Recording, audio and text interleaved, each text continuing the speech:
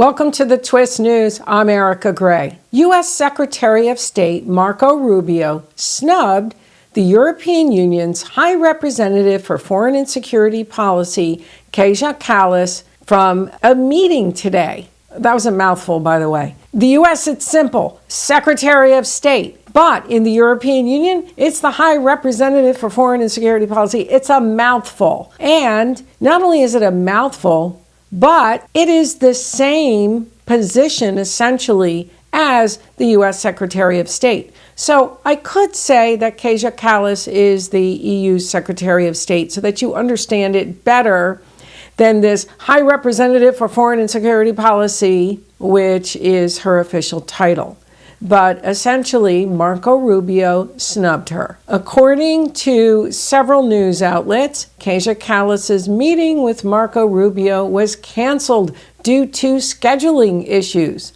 And Brussels insists that the contacts with the White House are good after Rubio snubbed Kallas. I have a different thought, and you're going to hear it. It was a deliberate snub, and I'm going to tell you why it was a deliberate snub of Kaja Kallas. Kaja Kallas was formerly the Prime Minister of Estonia, and she was a vocal critic of Russia. Not only was she a vocal critic, but her stance on Russia led to her having a death threat against her. That's how much of a critic that Kaja Kallas is. And what does she bring to the European Union as the High Representative, as their, and I'm not going to go through the whole title because it's going to take up so much of this video to keep saying her title, the European Union Secretary of State. But what does she bring to the position but her strong stand against Russia and for funding Ukraine? That is what she brings to the table. Russia considers her a Russophobe. So what does this have to do with Marco Rubio?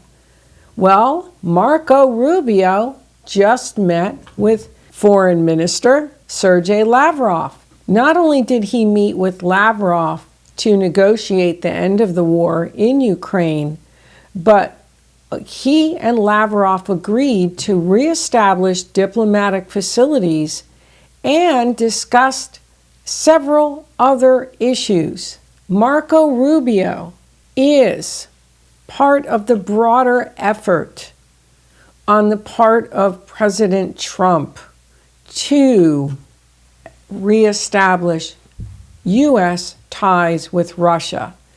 And President Trump has alluded to a trade arrangement with Russia, discussions about products and minerals and the resources that are within Russia and some sort of a trade agreement. And Rubio is part of this. So this was a deliberate snub, according to moi.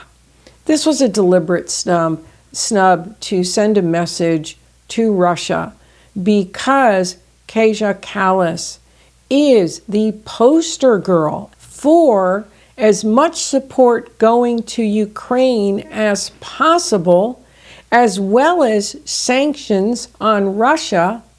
She has stated that Russia has signed itself out of the civilized world, and she believes that Russia's invasion of Ukraine marks a significant turning point in Europe, and she has emphasized the need for a united front against, to say quote here, Russian aggression. That is a big term really thrown out within the European Union, Russian aggression. And within that term that's thrown out within the European Union, all of Russia's pleas to the European Union were ignored. The fact that George Soros was funding the Maidan rallies has been ignored. There's a lot that's been ignored. And you have to look at Europe's interests here. And Europe's interests are because 40 million citizens in Ukraine 30% of the world's wheat crop and sitting on vital minerals. So the European Union has a geopolitical, strategic, economic reason for sending money to Ukraine, and it's under the label of Russian aggression.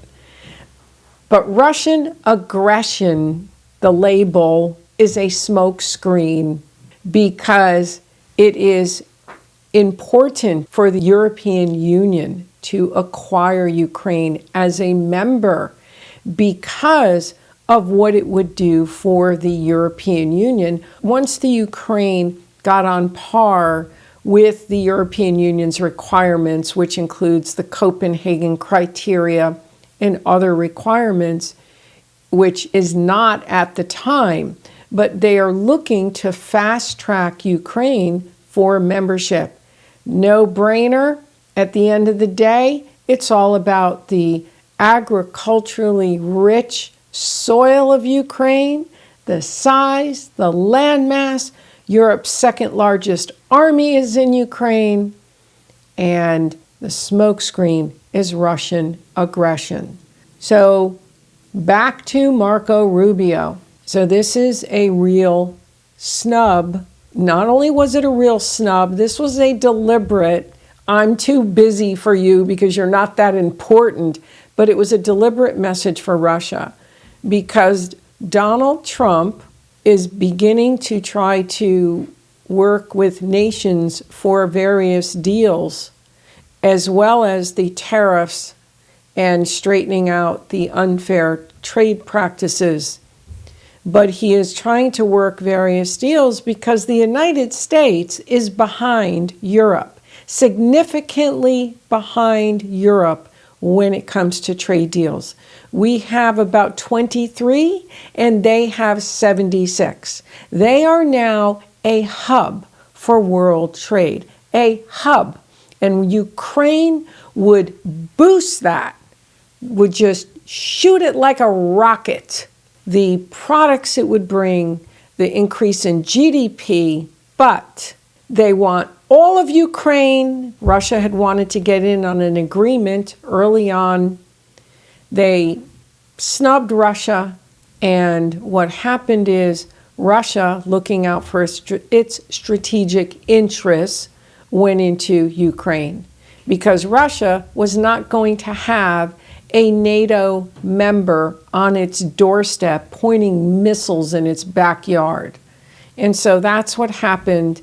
It was a dumb move on the part of the European Union when Russia wanted in on an agreement that should have been held out to Russia. That would have been smart on the European Union's side instead of this conflict, which they probably thought when they started throwing money at it and the United States was throwing money at it, they probably thought that they could win this and win all of Ukraine, but they thought wrong. Well, you stay tuned for more. And in the meantime, the consensus here is that Marco Rubio deliberately snubbed Kaja Kallas because he's sending a message to Russia because Trump would not only like to end the war in Ukraine, but restore relations and possibly trade relations, which would not be a bad thing for the United States. Well, till next time, thanks for watching and stay tuned for more on the Twist News, and be sure to subscribe if you don't subscribe to this channel today.